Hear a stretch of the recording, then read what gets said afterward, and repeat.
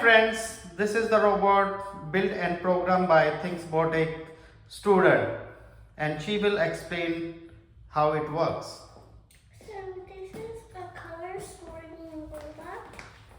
So it's going to put here. The motor will sense the color and I'll put it in the right bin.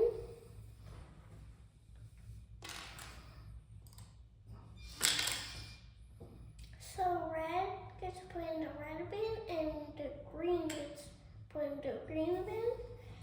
And of course we made a code for it.